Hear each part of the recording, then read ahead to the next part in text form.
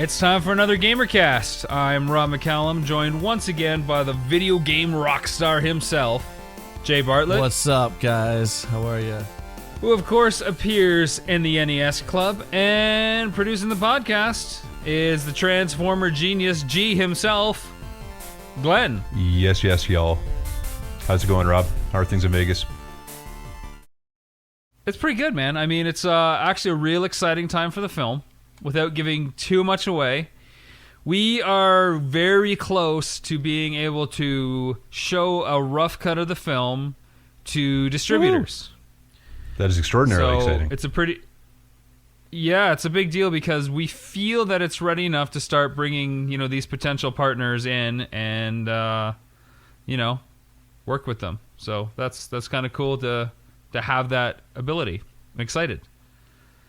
It's when it all gets real and we inch closer to actually sharing it with people and sharing what Jay's done, which means for Jay, he can finally soonly maybe be able to talk about it with people. Oh man, dude, it is killing me. It was okay over the winter. I was just chilled, it's kind of secluded. Don't go outside much because all the snow in Canada. But now it's summer and I'm getting out and I'm just getting a ton of people coming up. I have people in my city, which is crazy, asking me about it, talking about it. People on Facebook, which is great, but man, I can't talk about it. It's just killing me. Didn't you say that you were recognized a few times? Yeah, at the Tim Hortons coffee shop, not too long ago, and a couple people in the mall called me out on it too, that's pretty cool, man. They called you out on it. It's like, you're the guy. Is that you? What did you do? What did they say to you specifically? And how did you I get the respond? same thing. They're like, hey, man, you're the dude from that Nintendo movie. And I'm like, yeah. They're like, oh, well, where's your hair? I'm like, well, you've got to see the film to find out. Yeah, that's the secret ending. I got to cut. It's growing back, so rest assured it's coming back. But I am the same dude even without the hair. What? It's getting longer, though. Alternate action figure. Long hair, short hair, Jay. Yeah, they're like, where's your Nintendo jacket? I'm like, well, I don't wear it every day, but when I'm fighting crime, I put it on. That kind of thing. Speaking of your Nintendo jacket and your costume, you just took some pictures for us, too. Oh, why I sure did. We can't say too much about it, but you took some pictures in costume, in character, for something that we hope to release and make available in a limited kind of print, if you will. We're working with. Could you be any more vague? Yeah, something, watch. Somewhere, someone. You ready? Jay, you did something that I asked you to do because I had a secret plan shrouded in mystery because it would be fun to tease almost nothing to people. And yet it's another thing that we can't talk about. And it's coming out maybe sometime in the future or not at all. Yeah, that was a lot of fun to don the old blue and white jacket again. Speaking of NES Club stuff and being recognized, we have some more fan mail. Love it. Let me read it out. It revolves around one of our other shows. Because we don't know the order of these being published and produced, I'll just say one of our other ones. It reads, Dear NES Club podcast team, I feel like we have grown really close these past few weeks, and I think listening to the show is definitely making me a better human being. Imagine where I'll be in a few months from now. Wow. I would just like to touch on some things that Jay said with reference to Street Fighter II and Mortal Kombat. The moment I heard those words, it was like a nostalgia bomb exploded in my soul. I, like you guys, was a big arcade kid in the early 90s. Street Fighter II was king, and we would put any change we had in that machine. But there was always this onlooking crowd pressure, and none of us were very good. One day, my friend in school told me that his cousin had purchased a converter and an American copy of the game. I can see that day clearly in my mind as I walked the stairs of his cousin's house, and I could hear the crunch of Ryu's punches as I got closer to his bedroom. Wow, it was so amazing! Excitement overload of the kind that we can't just feel anymore. We got good at that Wow. game over the next few months, and we would kick ass at the local arcade often. Like Well, every that was extremely well written. Like, holy cow. It's A lot of thought put we're into not that. done yet. I got a whole nother paragraph here. Hang Nice. on. Like every teenage boy at the time, Mortal Kombat was an instant draw, and when it was ported to the SNES, I couldn't have been happier. Despite what anyone will say about the lack of gore, I didn't care. That game was badass. I recall taking the system and game to a friend's house, and he wasn't really a console gamer, but he had previously worked in an arcade, and I will always remember switching it on, and him looking to me and saying, "It's amazing what they can do now. It's just like the arcade." So this comes from our friend Ian from across the pond. Ian, I'm glad we've changed your life, my friend, and He, continued feedback is definitely making it worthwhile. I'm sensing a theme here. We get lots of mail from Ian. He has a question as well for us. He goes, if you guys could recruit a fourth member into the NES Club podcast, presumably, what attributes would he need to be a part of the world would you possibly like them to hail from? So what attributes would he need, and what part of the world would you like them to hail from?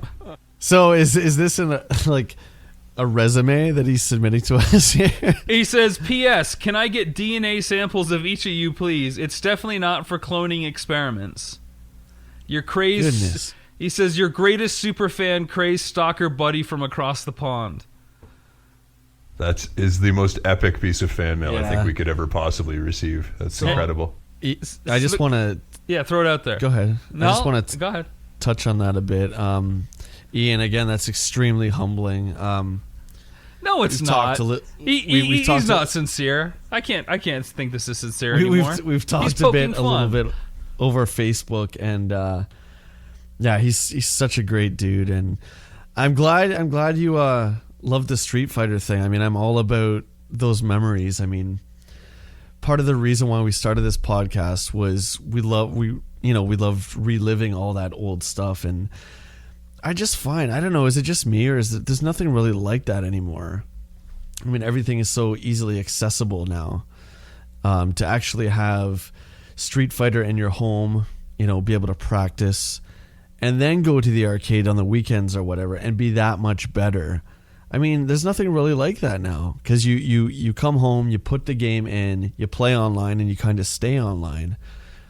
I guess if you go on like online tournaments and stuff like that. Yeah, that but was it's a all really by special yourself, time, right? It's all by yourself. Yeah. Like the key thing here is like he was at the arcade with his buddies and people were watching him, or he went up the stairs and saw Street Fighter for the first time, or brought Mortal Kombat and the console over to his arcade gamer friends, and then it changed. So what's missing is hanging out with people instead of just clicking buttons, Yeah. man. It's different. To get even further into that, it was Street Fighter 2, the World Warrior, that first came out on Super Nintendo.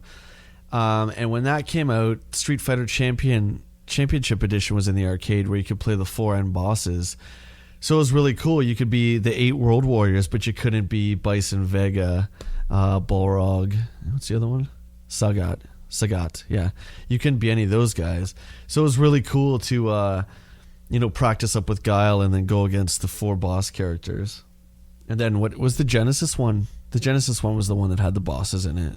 Yeah. Remember that? Yeah. Awesome, man. So he wants to know what he can do to be a fourth member of the NES Club, and he's politely asking for DNA samples. I mean, I think everybody's a member of the club, but I don't know if we're going to put a fourth permanent guy on the podcast. We're talking about guests already. I mean, it's something that we're definitely looking into, having guest spots here and there. I mean, I would love to have him on the show. Maybe I mean, we can give once or him like twice, an that would be audition. Cool, yeah. Let's audition him. Let's get the Audition test side done. No pressure, Ian.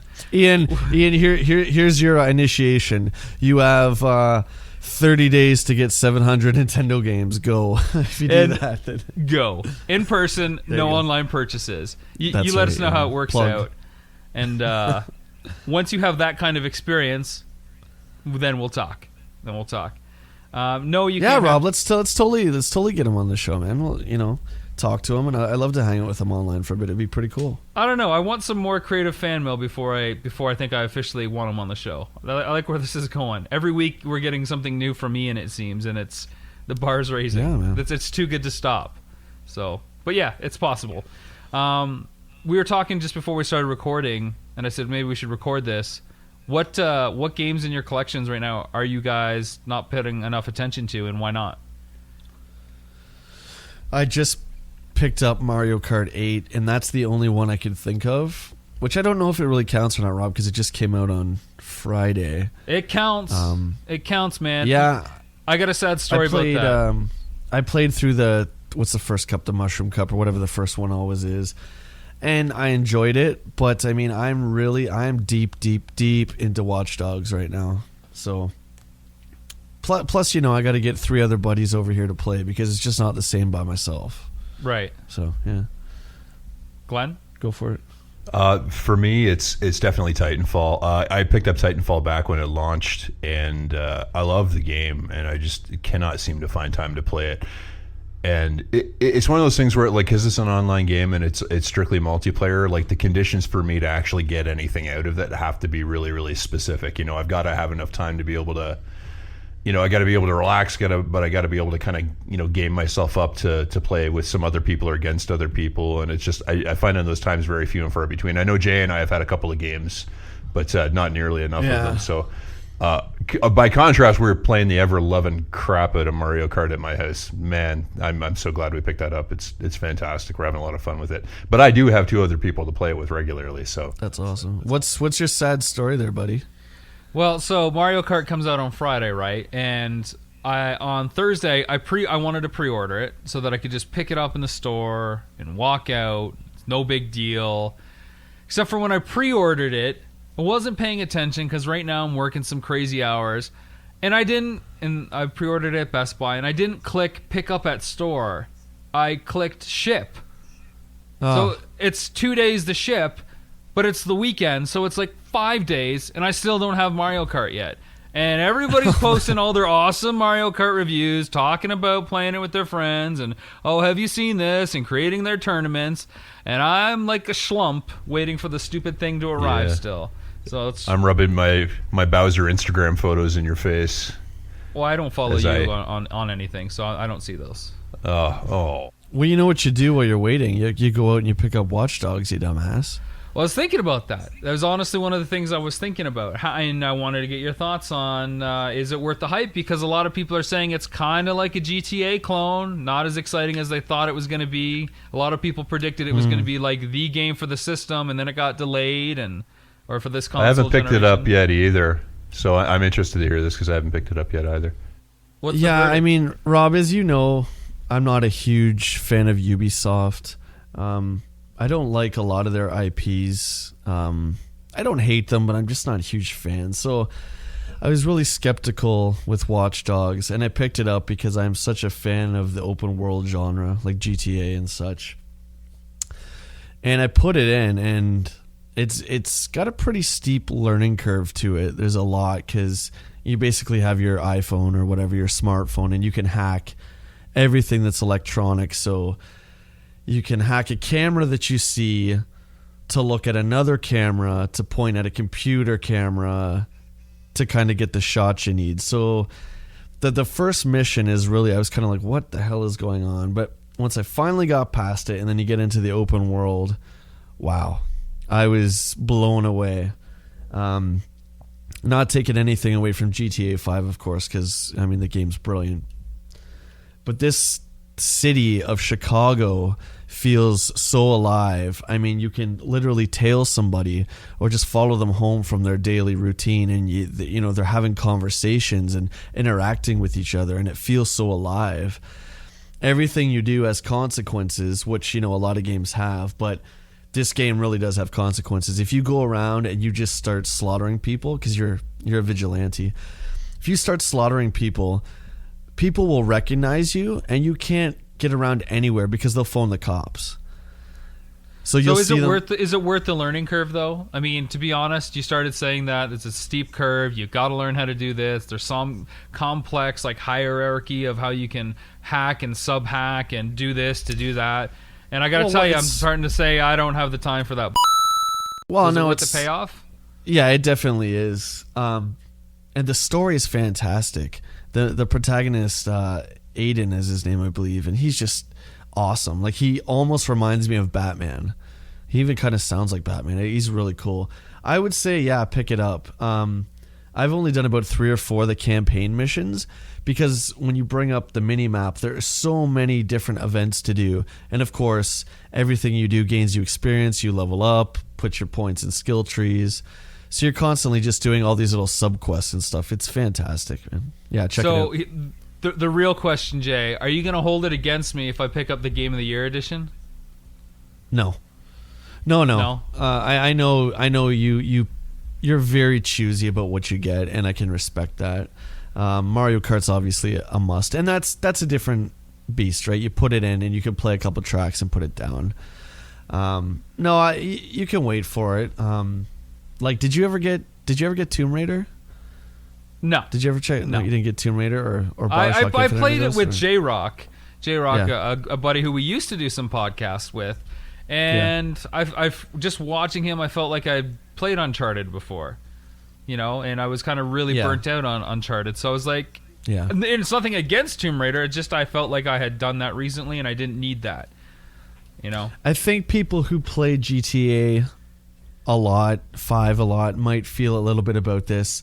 Where it differs is that when you're in a car chase or running down the street or whatever you're doing, you can hack the traffic lights, you can hack the trains, you can hack the bridges, so you're really controlling the environment, and it adds such a different element to the open world genre. I think it's fantastic. So I bring up the whole idea of a Game of the Year edition because what we're eventually going to get to talk about is something that is obviously near and dear to the NES Club film, and of course all 3 of us in different ways, and that's collectibles. All right. Oh yeah. So we've talked about bestseller versions and million sellers and Game of the Year stuff before. Is it collectible? Is it not? And we'll get to that maybe a little bit later on, depending on where the conversation goes. But let's start off with maybe just the broadest question. I'll throw it at you first, Jay. What is collectible, and what makes something collectible? I think initially when games came out, it was something that was short printed that you didn't know was short printed, and then by the time you find out, it's already rare. Nowadays there's always two or three different SKUs to AAA titles. Again, I'll reference Ubisoft. They're famous for it.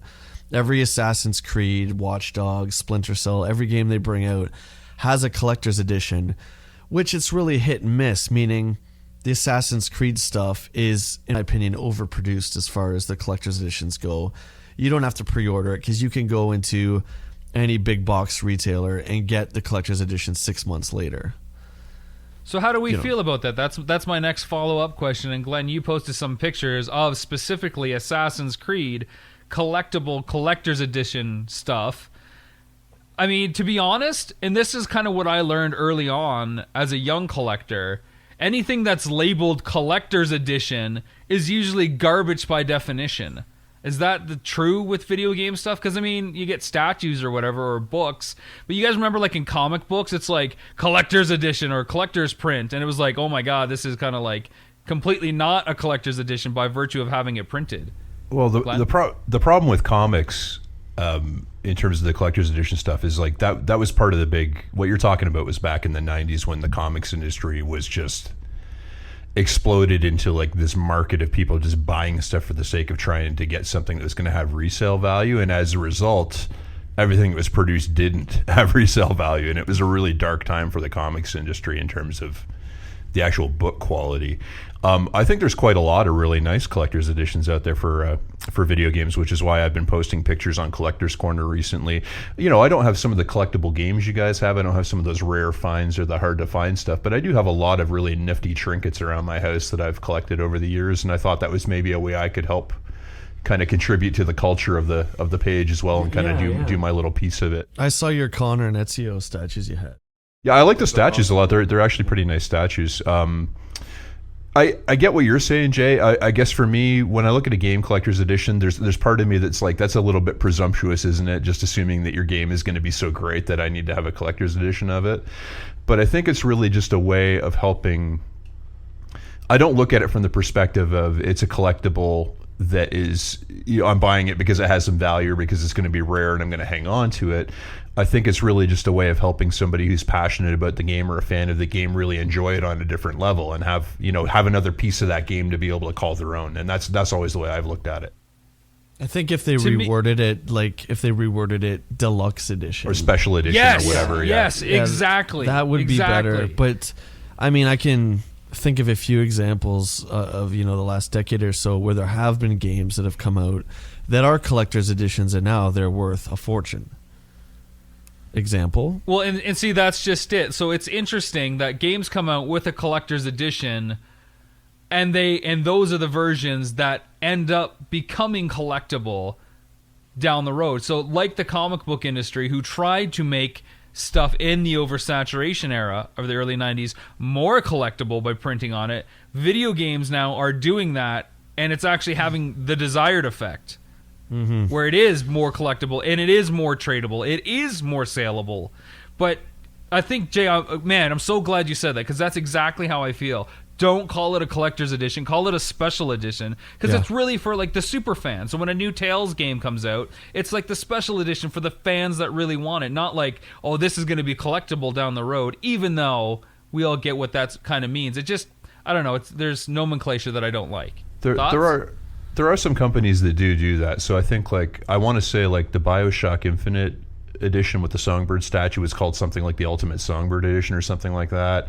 I know Batman, one of the Arkham games, they had the Armored edition. So there are some companies that are using that nomenclature to denote that, it's special somehow, but it's not necessarily like a rare or limited run or something along those lines.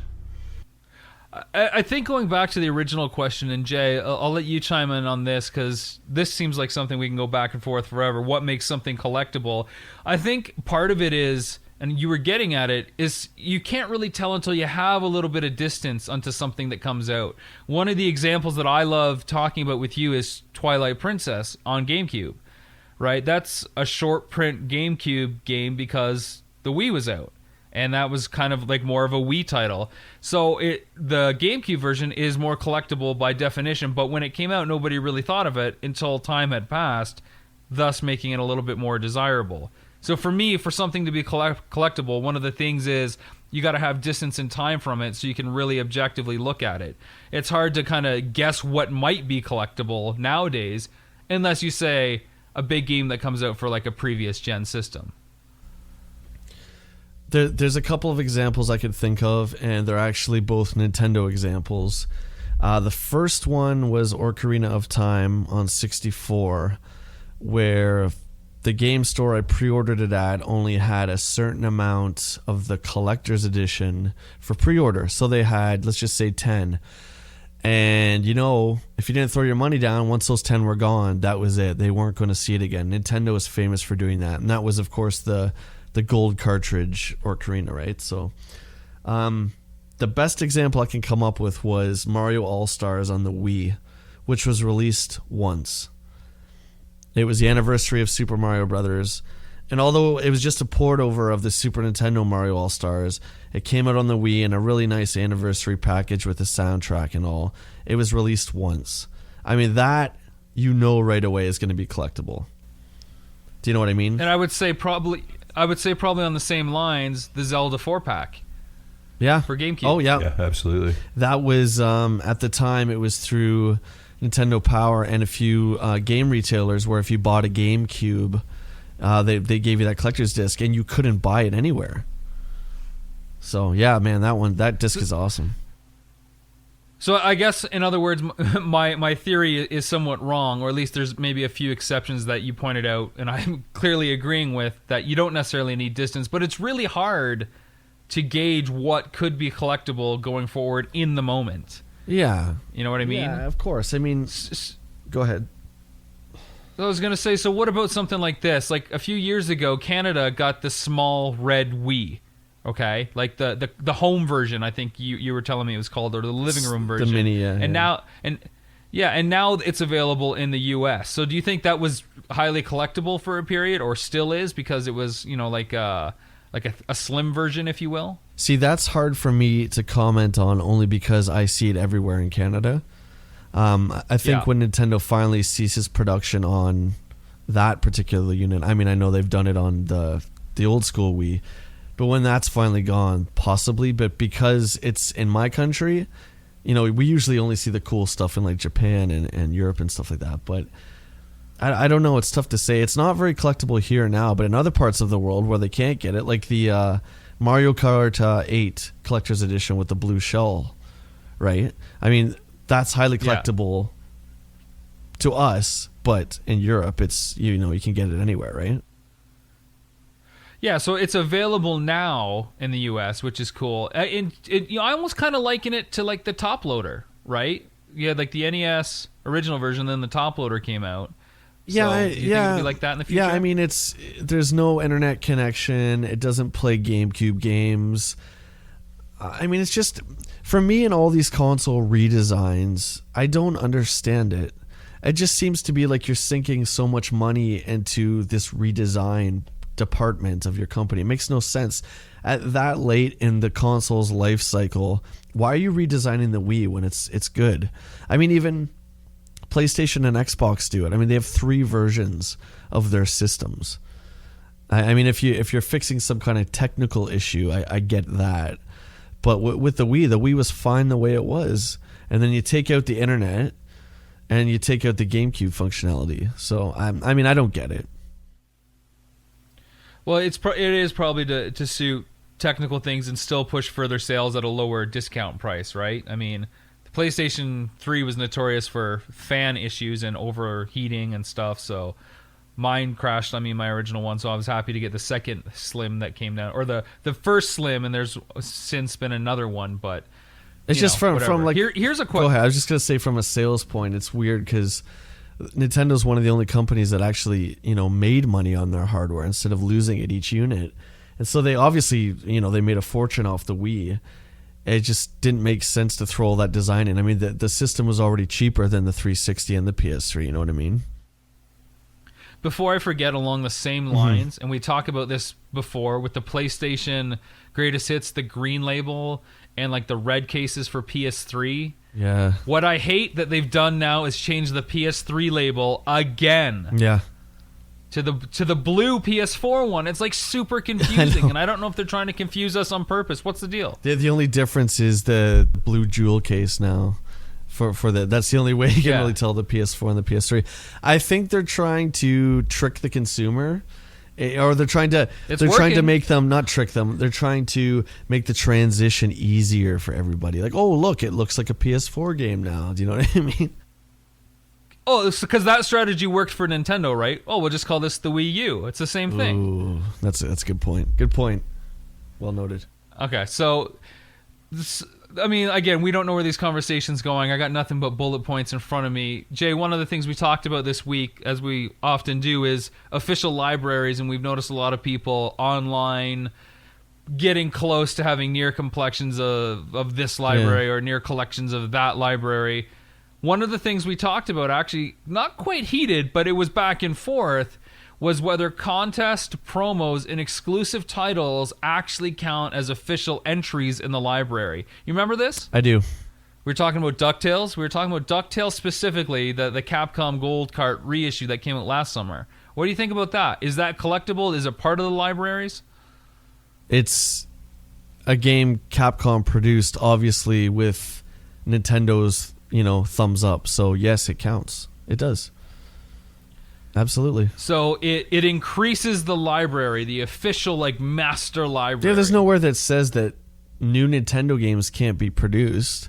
No, you know, I mean, homebrews have been made for years and years, but I mean, Nintendo obviously gave them the okay, and that's really all that matters. Whether you think it's part of it or not, it doesn't matter. It's the fact is, there it is. Nintendo said yes, produce it, and it's there. It was, you know, only a select number were sent out to, you know, game reviewers and stuff like that. So, I mean, us in the public will never see one unless we pay an arm and a leg for it. But yeah, they absolutely count. Yeah. So if somebody's trying to get a complete collection, then they have to get that. You need to get the gold DuckTales cart. Yes, you do. Yeah. Glenn, how do you feel about that? I'm curious to hear what you think.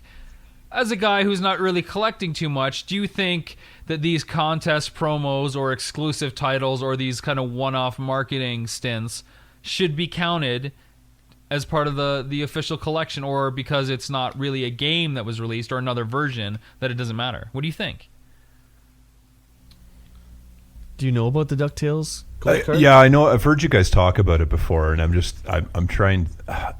Man, that's okay. Jay, Glenn, think about it. Jay, recap what happened in case anybody listening isn't sure. So when Ducktales got remastered and put out on 360 and PS3, Capcom had a manufacturer produce these gold NES cards with these nice lunch boxes, and they were sent out to IGN and publishers like that. And the cards actually worked. They're actually working Nintendo cards. So that's kind of what we're talking about. There's been a lot of I don't want to say controversy amongst collectors, but some people think that it doesn't count in the quote unquote master list of NES games. And I think it does. I definitely do. So what's on the cartridge?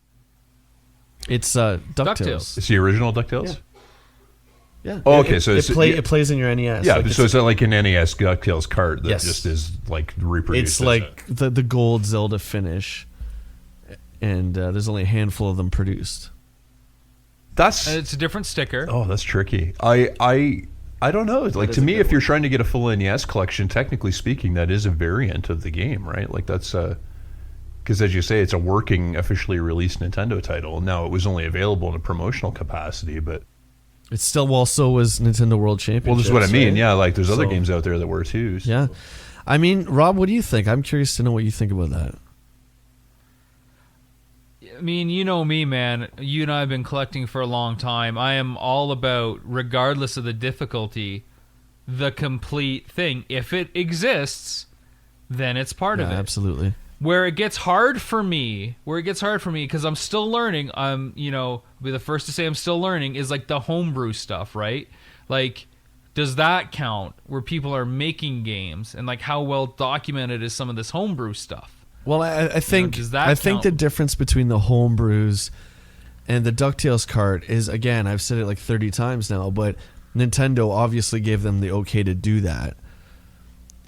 Can we say that about the homebrews? I mean, I have a sweet Donkey Kong homebrew for my NES that has the Pie Factory level in it. That's obviously not, licensed or any of that stuff. But, do I count that? You're right. Where do you draw the line? I think anything that Nintendo gives you okay to, you have to count because it's Nintendo. Right. I would be curious to see like what kind of consolidated homebrew list people could come out with, because Pie Factory Donkey Kong is obviously a well-known one, out there. So I think that like what makes a list and what doesn't, which is a whole nother topic. But this gets to like the big question I had on collectibles and libraries and what counts is, why do people put limits on collecting other than some obvious financial things? And is it okay to say that you've got a complete collection except blank? You know what I mean? Like, for me, I'll just throw it out there, I'm not necessarily going after complete stuff. I just kind of want, this and maybe that, or something from here.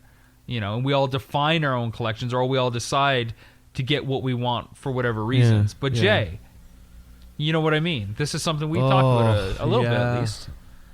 I mean, I think when you're setting out to do a complete collection of anything, I mean, keep it to video games here, you have to look at all the games that are in this library, and you have to be prepared to, do what you have to do to get the game. I mean, some of the games in the NES library are worth obviously thousands and thousands of dollars, and the likelihood of finding them at Goodwill in this time is it's very rare. I mean, you could find a Stadium Events, at Goodwill, you could, but I think there's so many different ways, like we've talked about before, Rob, there's so many different ways to track all this stuff that it's very rare that even a mom and pop pawn shop is going to get a bunch of NES cards and not look online to see what they are. They're not just going to, they're Nintendo games, I'll sell them for $5 each. You know what I mean? I mean, that could happen. One of the cool... But what I was going to say, one of the coolest stories that we got to record while we were filming the NES Club was with a guy named Todd Curtis, who got a copy of Stadium Events, and he was going for a complete collection, and he left a hole in his boxes. Like, I guess he has like this big wall of boxes, and there was a hole where the box for Stadium Events would go. And he just felt that that would never, ever, ever happen. So he had a complete collection, card included, but he didn't have a box for Stadium Events. And he was quite happy with that for a long time. Yeah. Like, I feel like a lot of people that we talk to rationalize that side of completing. Like, I'm going to get them all except for Nintendo World Championships. Gold or gray or both. Or stuff like Stadium Events. I mean, and I don't know how to say this, but it's just like, if you're gonna collect something like NES, you have to look at Stadium Events. You have to look at, I mean, a complete NES collection with everything. You have to look at Nintendo World Championships Gold and Gray, and that's part of it. I mean, whether you like it or not, do you know what I mean? So to say I have a complete collection except this, except that, I mean, I don't know. It's not a complete collection. For me, it's no, you don't have a complete collection.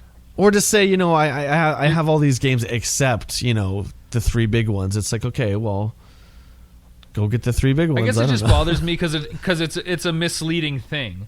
You know, I'm glad people are excited and going for complete collections, and I hope our film, you know, inspires people to want to try to get their collection more complete after you know, the events they see unfold and all that stuff. But, you know, I just, for me, it bothers me a little bit because it's misleading. I've got a complete collection. Well, let me tell you something. I mean, not talking about anything that happened in the movie, but I just mean collecting something like the NES library to completion is very, very difficult.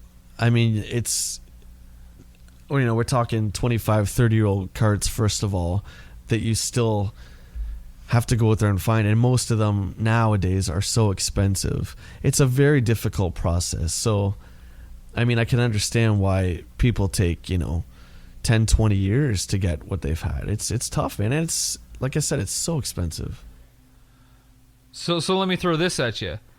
Is it better to get a complete collection of whatever library, Saturn, PlayStation, Nintendo, or is it better to have like a few holy grails from several libraries? What would you rather have?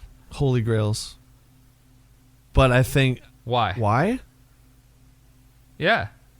Because they are the unobtainable ones. They're the ones that you don't see every day. They're the ones that people won't go that extra mile to get because there's always an obstacle in the way. They're the conversation pieces. But you could say, yeah, exactly. Yeah, but you could say at the same time that seeing a complete collection in itself is a bit of a holy grail. Yeah. Because you don't see a complete collection every day. Yeah, absolutely. The only thing I would say is if you truly want to complete something in any game system, just make sure you know what you're getting into, because I don't know, most game systems to get a complete collection is very difficult. Each of the systems has a ton of promotional cards, you know, blockbuster only rental cards, you know, games that were only at Toys R Us. You know, a lot of original Xbox games, there's a few that were only available at Toys R Us. There's always some Burger King. The Burger King stuff, yeah. There's always a bunch of games on each platform that is very difficult to get. So just be prepared for that, that's all. So here's the question that we can probably wrap up the show with. NES Club Part 2, if you will. The one question we always get asked, man, is what's the sequel going to be about, right? Yeah, oh yeah, all the time. Whatever. Yeah. So I'll ask both of you guys, what library would you guys like to go after if you had the chance? What are some of the obstacles you'll face for that collection, and what are like the top 3 hard games that you think come to mind right away, or the grails of that collection? Glenn, you have to answer despite being a digital guy. Wow. Wow. Yeah. I'm going to go, I'll answer. I'll give you a few seconds to think about that. One that's near and dear to my heart, TurboGrafx. It's not a big library. I think it's 80 some odd games. Top 3 difficult. I know Magical Chase is the holy grail of the TurboGrafx. That game's very, very tough to get. I think Air Zonk's up there. And a third one, I can't pick one off the top of my head there. I don't know. Those two. The Turbo Quest. I don't, Quest. Rob, it's tough because I think putting anything and comparing it to the NES is difficult. Like, what other system? Well, yeah, no comparison by any means. This is more just personal preference. Yeah, well, Glenn's still stewing over there about what he's going to pick. What would you say? What would you pick? We've been talking a lot about full motion video stuff lately, man. At least it's always a soft spot for you. Love it. And I remember a lot of cool games that had that like motion capture kind of, animated sequences, blue screens, and those triggers. So for me, and assuming I can afford one soon, it would be probably go after the Sega Saturn one. And I think the biggest obstacle for me that I would face is getting cases that I'm happy with, because you know how easily they snap off. Oh man, because there's like the plastic. Imagine trying to get replacement cases for those, eh? Like how much those would cost each. Well, it sucks. Yeah. The cool thing though is that there's really no box, because the manual is like the front cover. So I would be wary about getting that. And then of course like the big grail for that is like Panzer Dragoon Saga, the 4-disc thing. Dragon Force I think is another kind of top RPG for it, and Guardian Heroes, which is the sequel to Gunstar Heroes on the Saturn. Let me ask you too. I want to ask you. You've been talking about Saturn lately. What is it about it that you're really drawn to it lately? What is it? It's the system that I never got to have after Genesis, man. I was a big Genesis guy, and they kept bringing out. It's the 32-bit stuff, so it's a step up from the NHL games. There's NHL games on Saturn. I actually have Saturn NHL 98. I just can't play it yet. But there's just something about it. I love the hardware design of it. It's like super sleek and cool looking. Daytona, of course. Yeah, because back in the day, I remember cool. You were only like a one console at a time dude, and I remember you had your Genesis, and then you went to 64. So you missed Saturn, and then you went to Dreamcast after that. So yeah, you missed the 95, the Saturn there. Yeah. Did you think of one, Glenn? Yeah, You got one? Honestly, like for me, for probably like just sake of my own sanity and ease of collecting, and just because of the sheer number of games I enjoy, it'd probably be SNES. Yeah. Honestly, just I really, really love a lot of the games for that system, and I could see myself going after that collection if I were pressed. I would say that the small part of slightly more obscure game geek in me says Dreamcast. That would be a wicked one. That'd be a pretty cool scoop, I think.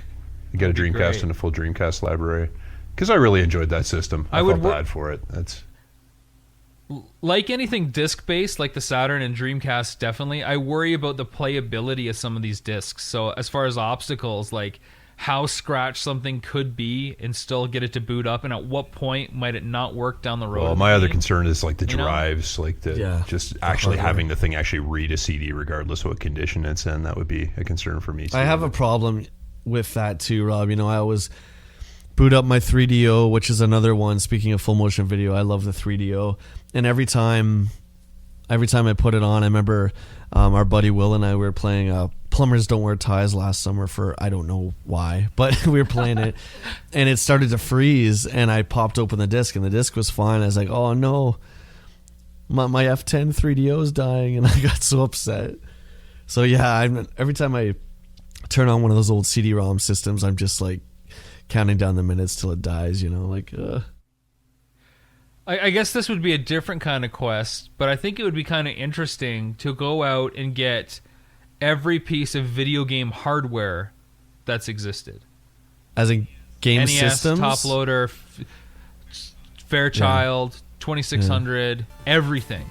Wouldn't that be great? You got a pretty decent collection of that too, as I recall, Jay. Yeah, but knowing Rob and the rules of the film, I have to start from the beginning, so it wouldn't matter anyway. Well, that's just how it goes here on Gamercast. I guess we'll wrap it up there as we start slipping into pirate sanity. Thanks again, guys, for hanging out. Jay Bartlett from the NES Club. I love you guys. Glenn Stanway, our producer. Thanks a lot for continuing to listen, guys. We'll keep making them as long as you keep listening. We appreciate it. And me, Rob McCallum, director of the NES Club, and whoever else you want to call me. This has been fun, Gamercast. Keep checking in, subscribe on iTunes. We'll check you next time.